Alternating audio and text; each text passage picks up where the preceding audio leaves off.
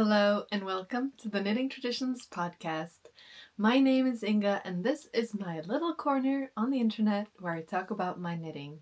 If you're new here, welcome. I hope you enjoy this content, and if you're returning, thank you so much for coming back. Today I have some finished objects to show you, some new whips and some plans, as well as some acquisitions from my trip to Italy, because I was in the city of Lucca and Pisa, and I found just a little bit of yarn to show you at the end of the episode. I have been busy. Life has been very hectic, but I really wanted to check in today and show you what I've been crafting on.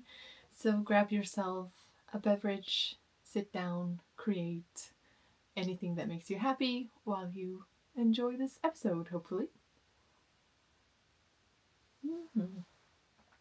I bought this lovely mug in Italy that has the container for loose tea and a lid. I love these kinds of mugs, so this is a hot tip if you enjoy loose teas. This is from La Via del Tè, Firenze del 1961. They had several different designs, but I really loved the little bird on this one, and it's quite big. I love a big mug, so hot tip right there. What I am wearing is my upcoming sweater design, which I will be naming the Freyr sweater. Freyr is the cousin of Freyr in Norse mythology and the goddess of infertility or fertility, not infertility. And Inga is another name for the god Freyr, so it's like full circle right there. And this is my first sample, which is knit in Saga from Filcolana held double.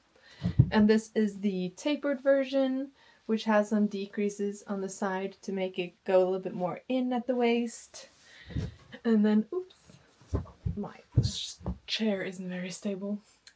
It has cable details going down the raglan, going down the underarm, up the sleeve, the sides of the body, and the bottom hem is cables all the way around.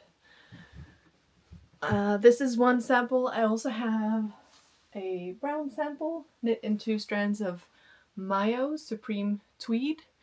Both are knit at a 21 DK stitch gauge, and the idea is to use somewhat of a lighter weight yarn to get the DK weight so that it uses less yarn, it's more lightweight and a good layering piece. And I just got it graded, so now I need to get a tech editor to look at the numbers and the pattern style and everything, and then I will call for testers over on Instagram. I think would be the easiest, and I'm Knitting Traditions on Instagram as well. And while I am in that progress, I might cast on a summer version. So that brings me into the new cast on or beginnings. I just did a swatch, and I have used 2 lace weights together on both these samples that I've made, which together is more of like a sport weight but knit at a DK gauge. So I was thinking maybe for the summer version it could be nice to use a single strand of fingering but knitted as a DK. But I need to do some swatching to see how it would work. My first swatch uses linen quill. That is a mixed yarn that has both animal fibers and plant fibers. They work really well in the summer in Norway because we don't have the hot summers. And the first swatch is at 4.5 millimeters, and it looks like I'm getting gauge. I need to wet block it to be sure. But I kind of am enjoying this fabric. I think it would work best for the boxy fit, like the brown one, because it is more loose. I think it would look better just being straight because it'll be more flowy. So that is my idea. I also have another yarn in my stash that I think would make for a really nice summer version. Have a neckline like this, because using a thin yarn at a larger gauge You're not going to have a lot of structure to have like a mock neck that stands up, which the brown version has, or a turtleneck. So I think it would be better for the summer version, also since it's summer, to have this version, the crew neck. But again, probably do the boxy body and then maybe do a t-shirt version. So basically just stopping the sleeves earlier. I have 3 balls of this yarn. And this is Felice Punto exclusive silk linen spun. It's 75% silk and 25% linen. And it's a fingering weight, 400 meters to 100 grams. And I have 3, which should be plenty, both for the sweater and a t-shirt version, I think. So I'll swatch and see if I like it or not. I have knit with this base before on an even larger of a gauge that I kind of have over bikinis and stuff in the summer, so I know it can work. But using a thinner yarn weight at a larger gauge, it will be more see-through, especially if you use a plant-based yarn, because it doesn't really bloom the same way the animal fibers might. So we shall see. And that is some imminent plans. I'm going on another work trip, and I might just bring that if I can get a swatch I'm happy with to plug away at while I'm getting it tech edited. If you know of a really great tech editor, tip me and I will look into them. Another finished object. I had more finished objects. I'm sorry, I'm a mess trying to squeeze this in before Nelly wakes up. I finished the niffler. All I had left last time was the scarf that I knit. I knit this entire little stuffed niffler, if you are into the Harry Potter series and Fantastic Beasts and Where to Find Them. This is a character from there. It's a Ukrainian designer, and I will find her handle because she has both her name and she calls herself Rail Wool, but her name is Valeria Yakovenko. I used finial for the entirety of this project that I had in my stash, and I went for a very long scarf so that he can have it around his neck once and then have a nice tie, or twice and have it really choky up at his neck. Nelly really loves him, so he's already well used in our living room. And I also finished a little dress for Nelly. I had some yarn in stash that basically is a lace thread with little almost pom-pom looking spots. I would say they resemble more little pom-poms than tweed flecks. And then I held it together first with a wool yarn that I had, but I found it disappeared a little bit in the fluff of the wool. So I used some gazzal organic baby cotton that I had in stash, and I freestyled a little dress. So I first did a regular 1x1 ribbed neckline.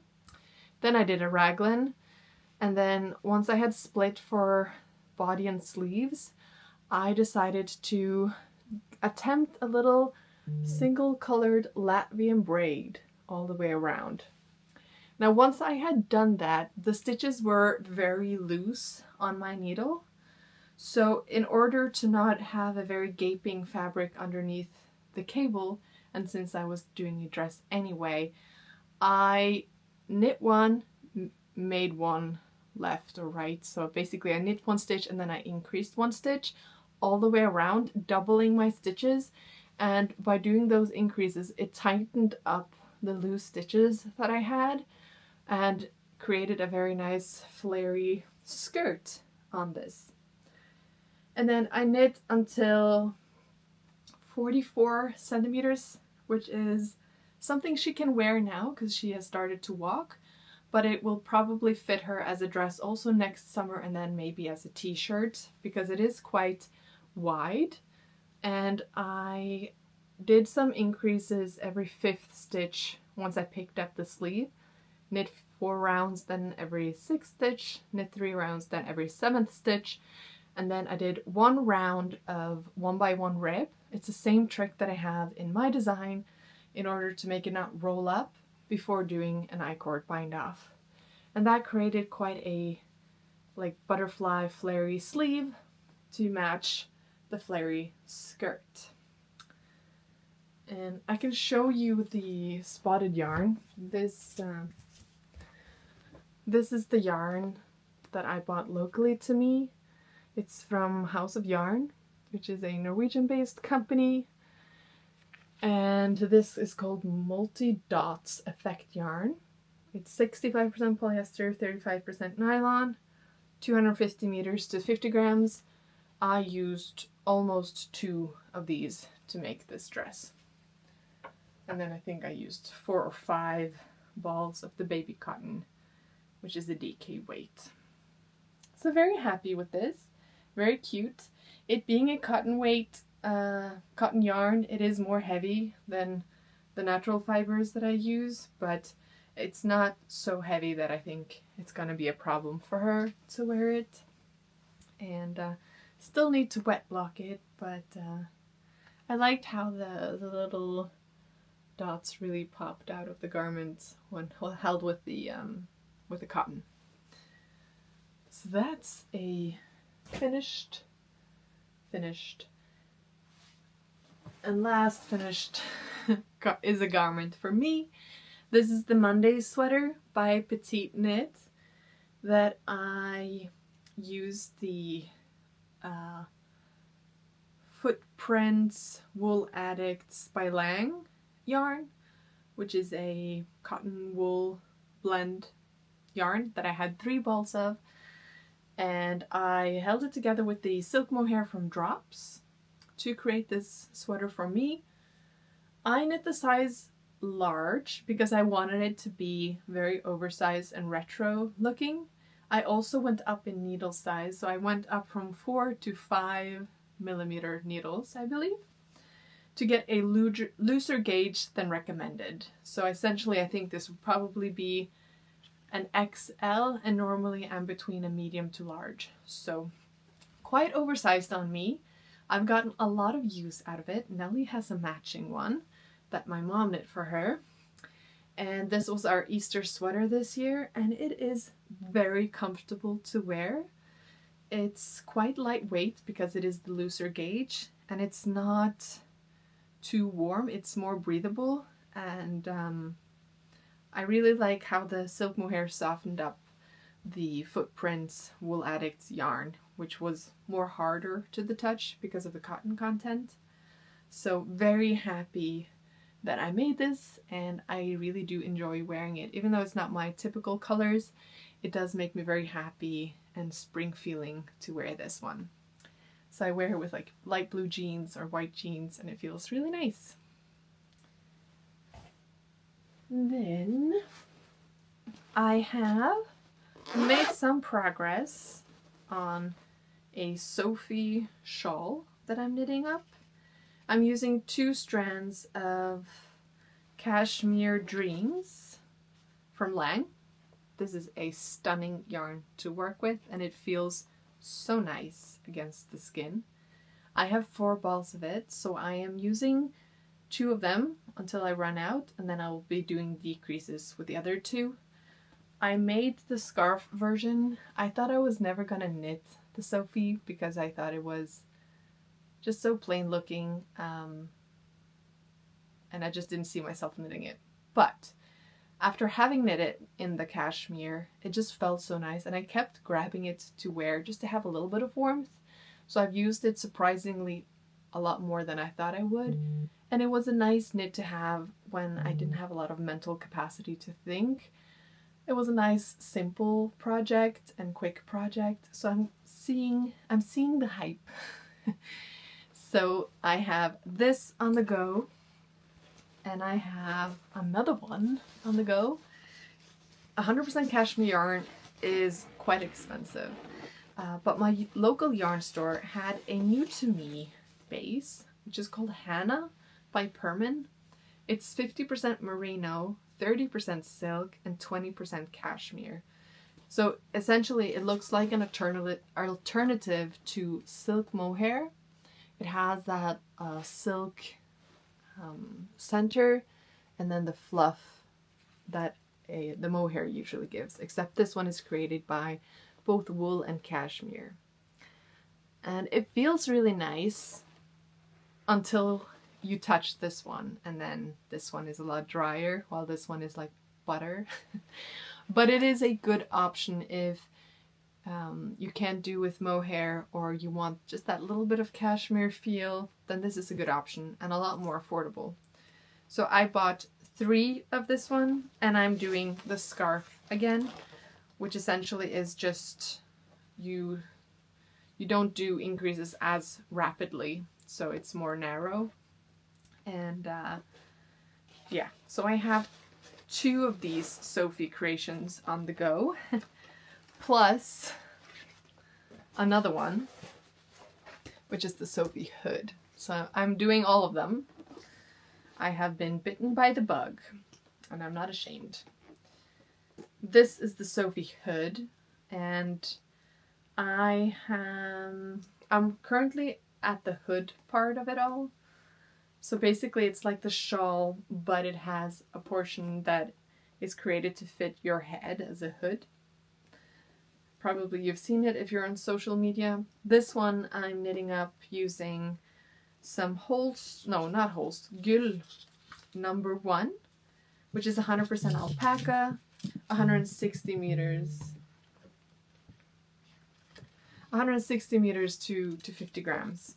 So I have 6 balls of that, but I don't think I'm gonna need to use all of them because I have 4 left and I'm currently almost at the center part of the hood. So that is something that's living in my redesigned bag.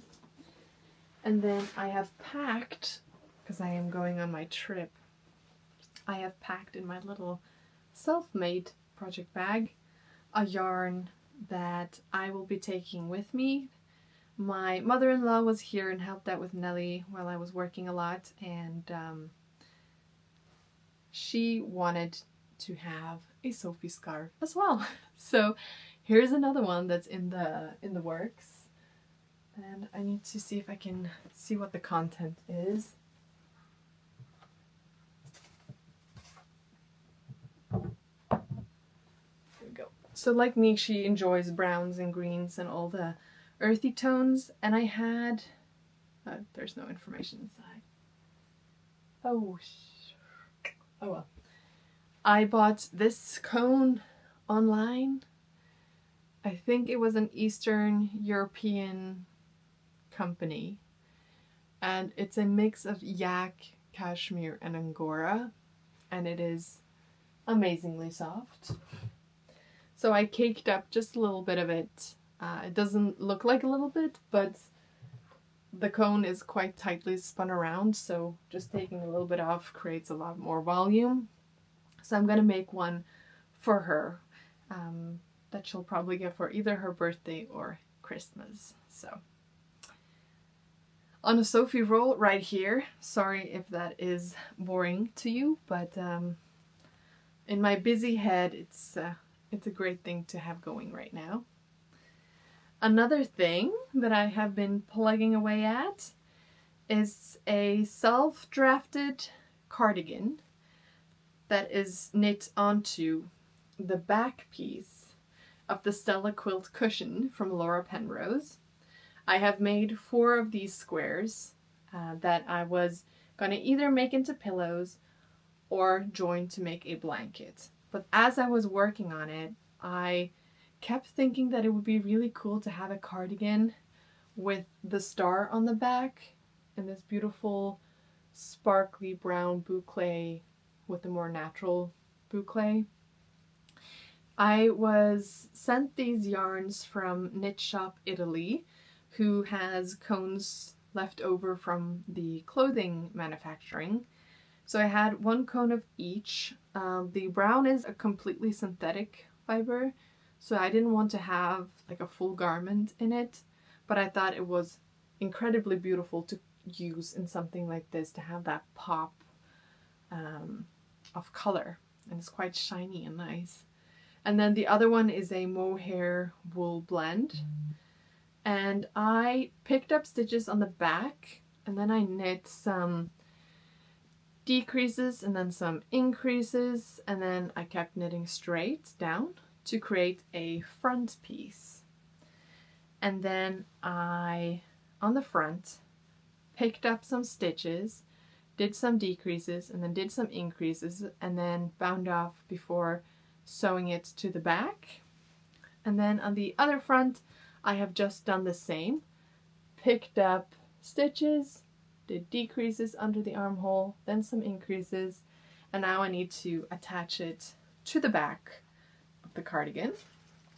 And there's a lot of loose ends that needs to be woven in, but the idea is that I'm gonna have a cardigan now that needs sleeves.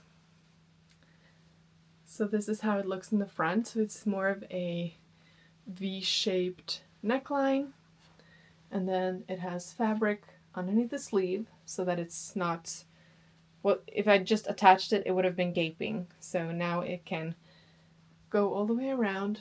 There's the star in the back. And then I want to use the brown color to either knit and bind off or crochet an edge around the garment. I don't think I'm going to have any buttons. It lies nicely, but I want that pop of color to go around all the edges on the bottom and the front. And then I'm going to do sleeves. And then maybe I'll do 2 miniature star pieces and attach on the front as pockets. But we shall see. Oh, this is a mess. Yarn everywhere. Sorry. So that is kind of what I have going right now. I have other things, but since I recorded last time, this is what's been my focus. And yeah, I really do want to cast on a more summery version of my Freyr sweater, just to see how a version in a one strand of yarn would be if I go for like a lighter yarn weight to get the weight gauge, if that would work as well as the sport weight yarns combination that I've used. I also want to knit a sample in fennel because that's a yarn that I really love, but we shall see. I need to pick one to start with, and then I also want to work on the gift for my mother-in-law, and I think it's going to be a good knit to have when I'm away next week to knit on those. I also have a sock whip going that I am getting close to the toe on. I was knitting on this during Easter. This design is my own. It's on Ravelry as the rustic cable socks, and it is a simple top-down sock that has 3 cables running down the front of the sock all the way until you get to the toe. And then the heel is the kind of heel that my grandmother taught me to knit, that she was taught by her grandmother again. And it's similar to a heel flap, but you knit the stitches together on the bottom. So these are knit together, and then you pick up and knit a gusset the same way that you would a heel flap and gusset heel. And I find that it fits really well, and that it's easy to modify for a big instep by doing more increases here, because you do some increases, and just knitting it deeper before doing the decreases and then knit together, because that will create more stitches to be picked up and thus giving more space. So I find it's a good heel for modifying to fit each person's heel. And the yarn that I'm using is a yarn that I bought in Paris. It's the aime cashmerino, I believe. Yeah, cashmerino. That's 433 meters to 100 grams. It's 75% superwash merino, 15% cashmere, 10% nylon. And the color is anemone. And it's living in my bag that I sewed myself, because these are nice tiny bags for these smaller whips. And normally I don't enjoy knitting with superwash, but I can't feel that in this. I think the cashmere really softens it up, so it feels like butter. Not as buttery as the cashmere dreams, but still very soft. And I'm looking forward to having these pairs of socks, so I might just also need to focus on this. Too many things that I want to knit and not enough time with a running around toddler, full-time work. Yeah.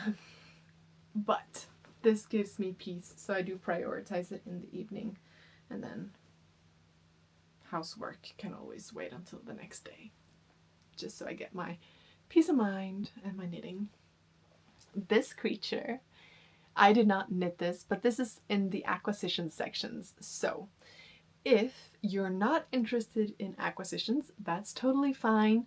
Please subscribe to my channel, leave a comment, thumbs up, everything helps, and come back next time, hopefully not in too long. And then if you do enjoy watching acquisitions, I have a little bit of yarn from Italy, and this cute little bunny that I bought for Nelly. In Lucca, we stayed at a sort of Airbnb apartment, and we were just walking around the streets, and one day there was a market. And this lovely Canadian lady who was living there, she had lived many years in England as well, she was selling some of her knits because she didn't have anyone that wanted them in her family. And I came across her and I saw that she had this stunning tweed bunny that she had knit up in the drops tweed yarn. And then it had some cute little booties, and she had some different outfits that I could choose from. So I bought this lovely bunny from her. She's on Instagram. I will tag her name below. I think it was Darling Buddies, but I will put it in the description box. If you hit the little arrow underneath here somewhere, you can find links to everything that I'm talking about today. So she was so lovely to talk with, and she was telling me that the kids in Lucca didn't really see the value in these kind of homemade toys, and I told her that she should move to Norway because people like me are her audience. I love knitted toys, and so does Nelly. She doesn't really know anything else.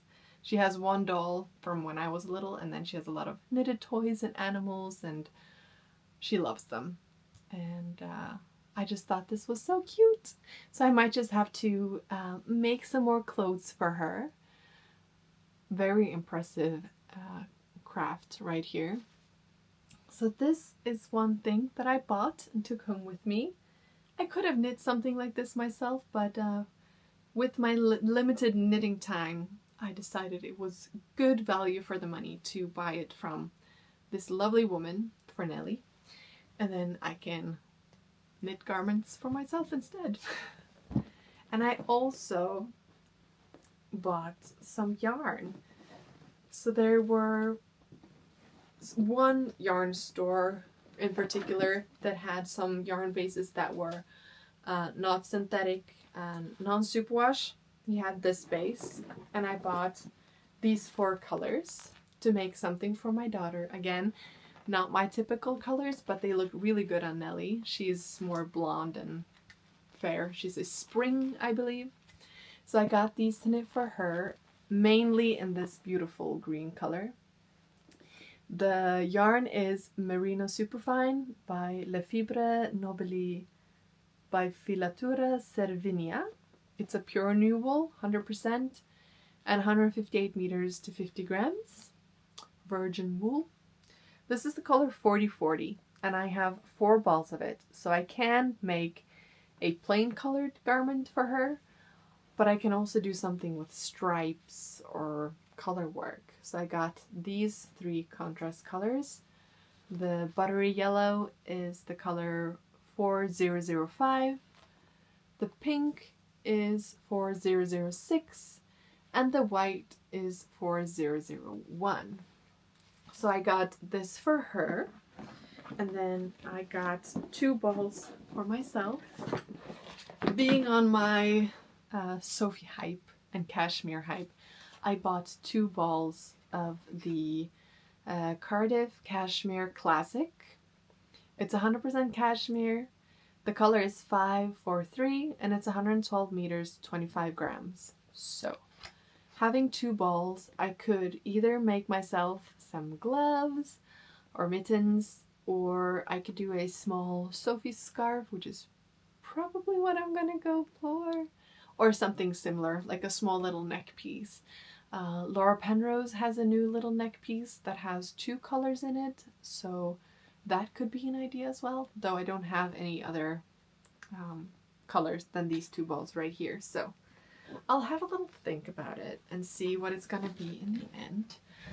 But yeah, that was a little treat to myself. I felt like I did good restraining myself. I'm doing good knitting from stash as well. Both of the 2 colors that I'm toying with for a summer version of this are from stash, and this is a hand-dyed plant yarn, so it might not be something that everyone has available to them, but the idea would be to use a single strand of a fingering weight yarn, knitting it at a larger needle and a bigger gauge to show that that is a possibility for this pattern for summer. And then you could use any fingering weight summer yarn to make your sample. But this is a beautiful base, so it would be really nice to use this from my stash to make a version. I also really like the Pro Sew linen quill. It is, for me, a summer yarn, and seeing as I'm knitting it at a loose gauge, it's nice to have that little bit of animal fiber to bloom, so it fills it out. And if not, wearing a bikini or a singlet underneath would be a good option. So I'm just gonna have to swatch, block it, and see.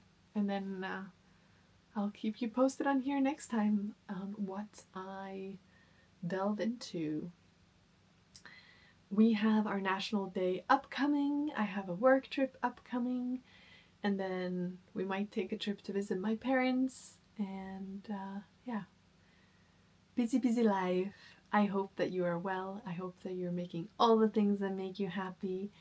And I will be back hopefully soon, feeling less rushed than I am today, so I can really go into all the itty bitty details. If I forget something, I will try and put it below. Leave a comment if there's anything you're wondering about, or reach out to me over on Instagram. And I hope to talk to you again soon. Bye! Editing Inga here. I forgot to draw the winner while recording, but the winner for last week's episode is Anna Stevenson 351. Contact me on Instagram.